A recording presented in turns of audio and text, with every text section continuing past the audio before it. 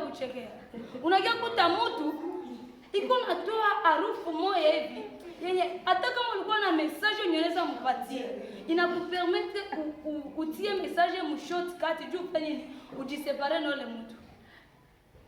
Unakia kuta mtu anana itwala tu kawaida. Unakia kuta mtu yuko nafanya content yake ku TikTok, anasema ndio vile kunawa mwanaume akushinawa kila siku. Na wewe unakamata ile, wewe hujue kama yeye ananawa mara ngapi wala anakamata swe ya mwili yake faso gani. Wewe tunakamata ile mwanaume yeye nawa mara nini? Mara tatu ama kila siku ku wiki. Ndio sasa unabakia tu pale, unakuwa natupitia hapo na tunukia na shie tunafanya nini?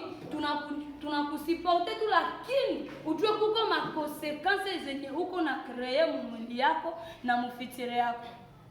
Jina la Bwana libarikiwe Bajeni. Amen. Teme yenye tuko naongelea au tutaongelea hapo leo ni kijana na usafi. Hii teme sasa waliniambia ndio teme ndafundisha siku ya leo. For sure nilisikia kuko kitu kenye Mungu alitaka aseme na shie vijana bai karna. Mtanisamea nina nachanga langaje juu because mimi nazoea English sana na kuachanga kangle. Amena Bajene? Yes, yes.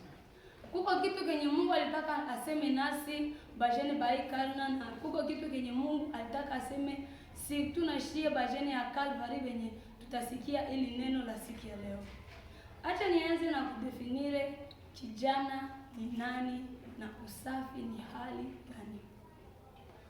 Kwanza selo utafiti wangu nilielewa kama kijana ni mtu mwenye iko na miaka kuanzia kujizita mpaka kukaransenga. Manake ni mtu mwenye iko katikati ya aji ya butoto na aji ya buzee. Njo kijana.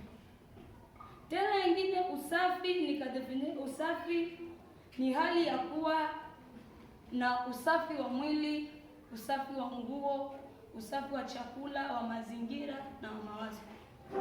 Unajua huko wengine Bajene benye banaishi maisha banaishi iko somehow yenye haieleweki because banaishi maisha yenye haina usafi ndani yao. Na wakati nilikuwa na waza juu ya iteme, Mungu akanisaidia akanipatia aina mbili za usafi. Na kuvenye viko naandika huko aina mbili ya usafi. Aina ya kwanza ni usafi wa ndani na aina ya pili ni usafi wa nje. Na tunataka kwanza kuongelea hii usafi wa ndani. Hapa kwenye tunamaliza soma njoo Paulo anaambia wa Korinto, hamjui ya kuwa mwili wenu ni hekalu la Roho Mtakatifu aliye ndani yenu, mliepewa na Mungu, wala nyinyi si mali yenu wenyewe. Bien-aime, acha nikwambie ile mwili yenye uko nayo, ile acha niite mfasio ile flesh yenye unabeba haiko juu yako. Unajua kuko wengine batu wanasemaka Bajene biko na msemo, acha tuvunje mfupa juu tungali vijana. Ni nzuri, lakini ile mfupa ulivunja mfasio gani? Kuko vijana wengi wa hii karna wanachafua mili yao, wanachafula utu wao wa ndani juu wanasema tungali vijana. Acha tufanye vitu vyenye vinafanya ni vyenye vitatupatia pleasure. Acha nikwambie kijana wa hii karna, haiko kila kitu kenye kinakupatia pleasure ndio kitu kenye kitaleta faida mwili yako. Kuko wengine vitu vyenye tunafanyaka mu maisha yetu unapendezesha kuinje, lakini mundani kuko makonsekansi zenye huko naleta. Par exemple, acha niambie jeno moya, unajikuta we kaka maisha yako shefanya maisha ya pombe.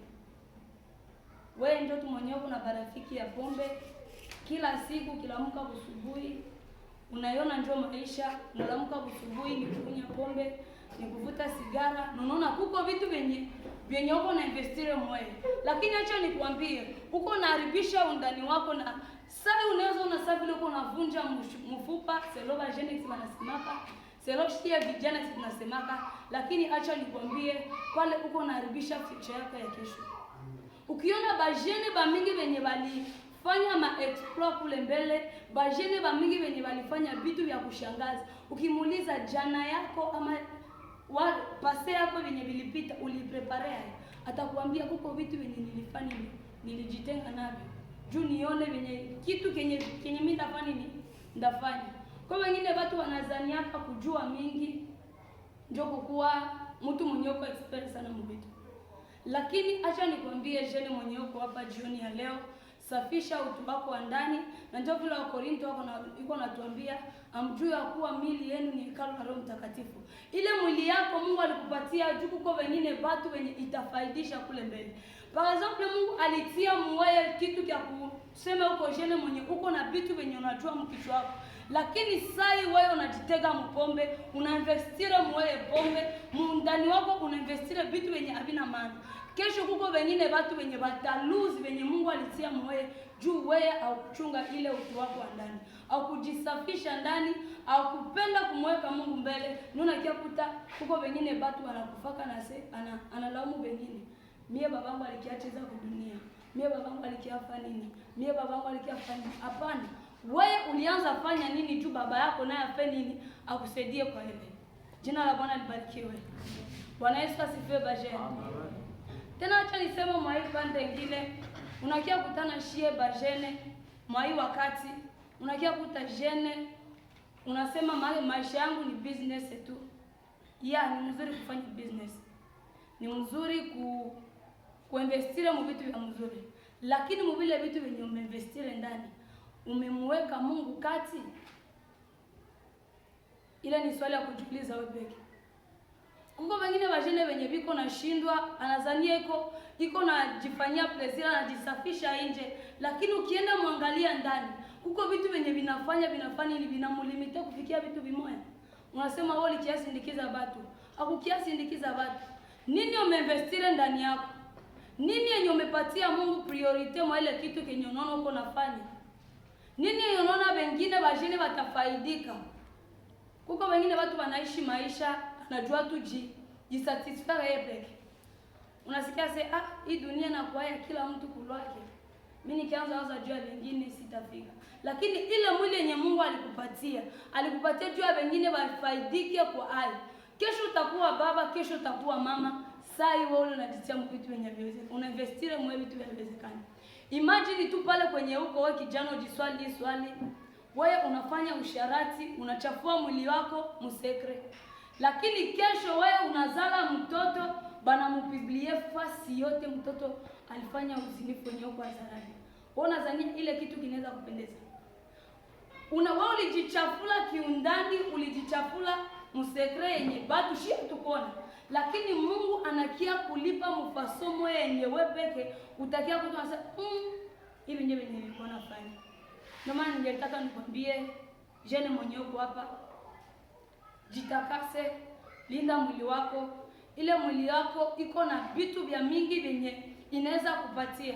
Unakuta wengine badada fie mundani wako unaona tu maminishi pe. Makola, mapantalo, vitu vyenye unainvestire moyo kesho havitakufanya ukue mama mzuri. Unakuta unajichafula mbele ya wakati. Kuko wengine kaka tu anakuonaka anaangalia tu mavazi yako anasema dada kesho yake. Hata kama unaweza kuwa uko fie mwenye unajiheshimia, au cheze kubagaso, au fanye kitu, hauna ile mabukaramusi ya fie, lakini sasa anaona tu apparence yako yenye unavala, yenye wewe peke umejinvestire hapo. Anasema kesho ya dada hakuna kwenye kunaenda. Ndio maana ningetaka nikwambie jene mwenye uko hapa, investire Mungu. Linda usafi wako wa ndani, utaona kinyi Mungu atakupatia. Jina la Bwana libarikiwe. Amen. Na pointi ya pili yenye tuko nayo ni usafi wa nje. Hapa ndio sasa kwenye nilitaka tuongeleza vile bajeni. Unajua bajeni ba mingi leo tunakosa opportunities za mingi juu ya kutokujifanyia usafi wetu wa nje. Unakuta wewe jeno unasema utenda pana demand d'emploi fasi fulani, lakini the way wewe unavala, the way mavazi yako inakukalifie. Kwa watu wanasemaka c'est l'apparence trompe, lakini kuko ma apparence za vagene ai masiku azijue trompe. Unakia kuta wewe mtu banakwambia il faut wende utume ombi ya kazi fasi fulani. wala wanakupatia meeting fasi fulani yenye utafanya. Wewe jeno unaenda unavala vitu vimwabenye apita kupermettre hata mimi mwenye niko na kazi sita kuingiza kwenye mwele kazi yangu. Kuko bajene ba mingi masiku wanafanana baze juu ya kutokujifanyia usafi wa nje. Unakia kuta jeune anafuga nywele mpaka unaanza mfananisha na Bob Marley. Jina la Bwana libarikiwe. Unakia kuta unazania kama model, lakini ukifika fasi nyingine, kuko mimi siseme kufuga nywele ni mbaya. Kuko zingine nywele zinafugiwa lakini zinakamatiwa swe. Kama unaona nywele unasema huyu anafuga nywele lakini ni nywele zinaonekana zinanawiwamo, zinafanyiwamo swe. Wewe kaka uko unafuga nywele au zikamatie swe, kisha unataka ukie nifuata mie dada wa watu, mie sasa ndakuona nje. Tena kwa watu nasema ukaka mie naye wapi na wapi? Mimi naanza kwanza angalia nywele zako. Basi hizi nywele zinafanana na chaneli wake. Hizi viatu zinafanana hazina nani. Unakia kujikuta sometimes kuko vitu wenye wewe tuseme unaweza nisaidia mwele relation, lakini apparence yako tu yenye uko nayo nje inafanya nini? Mimi nakukatala na siasikia hata venye utaniambia. Jina Bwana libarikiwe bakakangu. Amen. Bwana Yesu asifiwe baka. Amen. Unakia kutana mtu ananawaka limoya mwiki. Lundi, mardi, mercredi, jeudi. Baka kama unajidanganya kasi abanukake. Lakini acha nikwambie hakuna kitu kenye unaweza fanya lundi unakuja kina dimanche. Tuseme lundi unakuja kina ingine beti. Utanuka. Avance dada. Kuko kaodere kenye utakuwa sikia na kitu ni experience mimi ni Shakespeare. Sabambia jina. Kuko mtu mtungwane kala naye. Unajifili tu vitu habiendeki kwenye uko lole mtu. Babiene sio vitu vya kuchekea. Unakia kuta mtu iko natoa harufu moja hivi yenye hata kama ulikuwa na message unaweza mpatie. Inakupermete utie message mu shortcut juu fanye nini? Ujisepare na yule mtu. Unakia kuta mtu anana itwala tu kawaida. Unakia kuta mtu yuko nafanya content yake ku TikTok anasema ndio vile kuna mwanaume akushinao kila siku. Na wewe unakamata ile, wewe hujue kama yeye ananawa mara ngapi wala anakamata swe ya mwili yake faso gani. Wewe tunakamata ile mwanaume yeye zinawa mara nini? Mara tatu ama kila siku ku wiki. Ndio sasa unabakia tu pale, unakuwa natupitia hapo na tunukia na shie tunafanya nini? Tunakusipote tu, lakini ujue kuko makonsekansi zenye huko na kreye mwili yako na mufitire yako. Jina la Bwana libarikiwe baje. Amen. Unakia kukuta mtu mtanisamea kwa parole, uko na kaboka moyo. Sio wewe una expect hautapata nini? Hautapata infection. Wanaume hautapata infection. Mimi niko nasema hivi. Juu ni vitu vyenye biko kawaida sana kwa. Unakuwa na kaboka mono unasema ndio vile ni kawaida mwanaume apaswa kuwa na kaboka ya mimi. Mimi niko mtu mwenye mimi natumikina ninafanya dawa za infection. Infection ikikuya haichavulaki. Kwanza na cause ya kwanza inaleta infection mwili ya mtu ni buchafu. Sasa buchafu tu kisha pita zaidi mwili yako. Unakia jikutana unakuwa naanza kula miko ya kunuka. Ndio sio unakia jikutana mimi nakuwa bandu. Bunga mtu anakia kusalimia, fopa Mungu afamiza, akikugusa hivi unatoka hapo bunga. Wewe unajiona ni vya kawaida lakini ni vitu vya haya. Unakia jikuta mu societe wewe kaka unakuwa na hautakuwa tena comfortable. Sasa vile unekala na wenzako, unakia kuta huyu mwenzako yuko shike, huyu yuko shike lakini wewe unakia jikutana ile mwae ya wewe kukua comfortable mwa ile fasi inakuwa ya kidogo. Unajua ya kwanza mimi hapa mimi najijua siku nao. Hata kama kaka ile inakuwa kujifariji. Lakini nao wanasikiaka odere yenye iko na watoka hapo. Yengine unakia kuta mtu anaresaka makategori. Acha niseme makategori. Ndio sio unakia mtu uko nasemea mbele yako odere yenye iko natoka. Haikupermete hata wewe mwenyewe unaongea naye. Ubakie naye sasa mimi. Ndio inatupotezea maopportunity za mingi. opportunity za mingi sana. Kama ulikuwa mtu mwenye ndeza kusaidia kwa kitu, lakini unajua harufu ya mbaya ndio nakimbiza mtu. Acha nitumikishe parole. Hakuna siku batafuzaka ubakie na kufungula macho yako. Unafanya nini? Unafungaka juu ya nini? Harufu mbaya siingie. Na ndio soko mbele ya mtu mwenye ama jene mwenye ajitakasa ama atwale swe ya mwili yake. Wa ampatie sa muda wako ya mingi. Na ndio sona yakuta bajene tunazeeka mbio. Unakuta mtoto wa Kenza, unakuta jene wa Kenza uko mfananisha na 27. Azo pita mpira kwa na 27. Kisha nana anajitapa ni burefu tu, nimerefuka. Hapana jene kwambie. Unajua kuta organs za mwili zinakunjamana. Jua nini wenzetu bazungu mnasema sasa ni chakula na mali ya mzuri. Hapana, ni watu wanakamata swe za mwili zao. Unajua kuta mama alitoka hapa Mwafrika anaenda mzee sana fika Amerika anakuwa chini. Jua mwili ilipata nini? Ilipata ile swe. Lakini wewe unatamuka usubuhi, unaenda kutizi, unatoka kutizi, unaenda kwa fulani, unakula mua, ile jasho na kukaukia ndani ya mwili, ndio natia kute inaleta magonjwa ndani ya mwili yako. Amen. Jina la Bwana libarikiwe.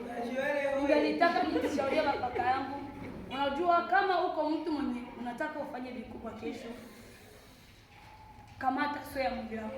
Hakuna mtu mwenye anaweza fanya mambo ya kampuni kama mwili yenye haitiki. Ndio nikakuta watu wengine mtoto kidogo wasikia niko na magonjwa fulani, niko na magonjwa fulani. Ile magonjwa ilitokana na nini? Unajua kutana magonjwa ilitokana na uchafu. Acha nigusie kwa dadangu na hapo. Unajua kutakuwa pia unanawaka ni moyo usiku. Yashiwa pia ni viumbe vyenye tunamkaka sana. Acha niseme pia. Ukilamuka usubuhi unafika 12 ama 13 ile mishemishe tu yenye ulifanya kama tu yajitia hapo mai kuko odeur unajua produce pale kwenye unajua kutawefie unanawali mwako usiku na unakuwa proud na vile wenye uko hapo. Ndio sasa unakia pita mubakaka unajua sikia udada mbona ananokaka tu jasho. Na unajua ile na kuima respect mwafasi zimoja. Kuko garso mwenye anajua kurespecte tu. Juu anajua kufie anakuwaka shiki. Akuwake fie sa wengine bafie. Unajua fie, jua ni bakaka wende tongoza bafie wenye. Haezi enda tongoza mwenda wazimu. Juu anaona mwenda wazimu yuko kuchafu atakati. Lakini ingekuwa mwenda wazimu na wanakuwa kutakati. Iko tunayo mwenda wazimu yake. Lakini mama tu ni fie mwenye navala vye. Iko na taa vye. Hata mkichwa hamuna lakini anatakati. Kama kaka wenda tongoza mwenda wazimu. Lakini unajua kuta wewe unaenda kutatana na master yako. Acha nipane example, fio unaenda kwa master yako. Leo alikuwa na hii suti. Kesho ile kesho yake ile kesho kutu yake. Unajua kaka hawezi kuambililia pale lakini ni watu wenye wanaongea kama nyuma ya migongo yetu. Wasikia atenda tu sema unajua udada. Atashika kasi. Udada. Unajua udada. Unataka kuta kama uko respect alikuwa anakupatia. Unajua kuta respect inena nashuka nini? Inena nashuka pole. Jua nini? Anajua kuta kuko ma responsibility ya mwili yako zenye haukamate mzuri. Kama anajua kuangalia kwenu wewe dada anakutana point anzia kumlango, nguo iko pale, kitu kiko pale. Hata sema lakini muyeye kuko kitu kenye utatia mkichwa yake. Anasema dada kuko vitu vyenye aviendeke mwenyewe. Unajua kuta vitu vimoja hivi vyenye avileti sense vinakupotezea opportunity fulani wewe kama sasa. Unajua wewe mwanamke jina la Bwana libarikiwe. Amen. Wewe mwanamke inakuwaka 6h au 6h uko kushati. Unajiona uko meero mabile. Sona lamuka sema basi niko hapo jeshi. Piga miguu yako unatoka nenda kunyota. Amen. Sona rudia tena silale mtu. Acha nilale. Kesho usubuhi. Ndana kesho usubuhi. Unalamuka usubuhi. Mwanamke tu akishapitisha siku moja hakuna. Acha nikwambie kweli. Iko na produire infection mwili yake. Na infection za mwanamke zinakuwa hatari sana. Ndio unakia kutana mwanamke iko mbarabara unadhani iko anacheza dance. Kumbe mwili shanza mnasha. Anashindwa jikuna juu ya nini? Yenye iko na kufanyia. Ni mashi dada. Kama ningetaka niambie wadadangu, acha tukamate swe za mwili yetu. Tukamate swe ya mwili yetu na utaona venye Mungu atatufanyia. Na ndio yenye Paulo anaambia Wakorintho, amjue kwamba mwili yenu ni hekalu la Roho Mtakatifu na haiko juu ya faida yetu sisi. Unajua huko mwingine mtu mzee alisema neno hapa, aseme unakuwa wengine watu watagia tu mkanisa juu ya kufuatilia pastor ya chiza kisana bala. Unajua ile msafi yako inaweza attract bajene wenye biko kule nje juu tu kiabudia. Unakutana huko wengine dada mmeona, wewe dada uko na mvie mwenzako dada. Wala wewe kaka uko na mvie mwenzako kaka. Jua nini na wao zifanya effort uko na ile busafi yenye iko nayo. Ndio tunayakuta mtu mwenye ana busafi, siko mbele ya watu, akwe comfortable. Haizi kuwa sasa mwenye iko huru kusema kila kitu. Mtu mwenye haizi nasema jamu mbele yako unaongea lazima afaidi mkono. Lazima ajishaki. Ukitaka kusema fasi fulani anaanza batanigundu. Ukitaka nini? Unakia jikuta unajiimara wewe mwenyewe. Vitu vimoja unavifanya sasa vile na nene kufuatia sasa vile usikuwa na uhuru wako wewe pekee. Lakini ukikamata soya mwili wako, ukipenda mwili wako, utaikamatia soya. Bajene ba mingi, acha niseme hivi bajene ba mingi sana, tuko nakosa opportunity juu ya kutokujikamatia usafi. Wewe kaka acha niwaambie hii example. Kaka akikuwa tu shike, anavala bien, iko na libaba bien, hata na kitu mfuko. Badadangu anamuiti kaka selo tu na balance yake, anaona kaka anavala bien pesa hizi. Na ana nini? Ana kitu. Naona zakiwa na pesa zako lakini kama uko uchafu au utakate mimi nakukatana juu mimi naona hapana. Hapa sina vile na presenter mbele ya watu. Unakia kutatuna sasa kama kabi yake. Na badala wanakatala mtu selo kufuatilia. Yeye ni mtu mwenye hizi usikia pampa na kukatana. Alikuna kwanza ya kwanza. Ukakata kutake. Ukakana kuwa hivi udada kueshike. Na shiba pia unataka kutoka huko na viega so fulani unataka kwa rafiki yako, lakini ule kaka huko vitu wenye ashaona mwe wenye vinampatia malimiti za kukuzogelea. Nima ningetaka kuambia jene wa Calvary tukamate sio ya mwili wetu na tujipende. Tukijipenda tutakuwa faida kwa wengine. Tukijipenda tutempate na kibali. Au zipenda wakati moya binafikia wanasema tuko na tuzo ya bajene benye wanaingia kama kitabu wanavala bien, bajene wanakuwaka swe, bajene benye banasafisha akili yao, bajene benye biko parmi bajene benye banasafisha mwili wao, baseme bajene ya Calvary. Si tunaweza furahia sana. Inabidi sasa shie ndio kufanyia travail. Sasa mwingine mtu anakuona unapita njia 15h, 16h, 17h anajua ufie anaenda ku jeunesse. Na anaweza heshimia jeunesse yenu selo tu na wewe gisu unavala. Kuko wengine watu mwingine anaweza tu muona ukaka anaenda msoko, anaenda mjimu, anaenda wapi. Lakini acha nikwambie Benemeko magharibi ya leo, wewe ndio utapatia hii jeunesse valeur, wewe ndio utafanya vitu venye vitaimpacte watu wenye viko kule nje. Acha Mungu atubariki. Amen.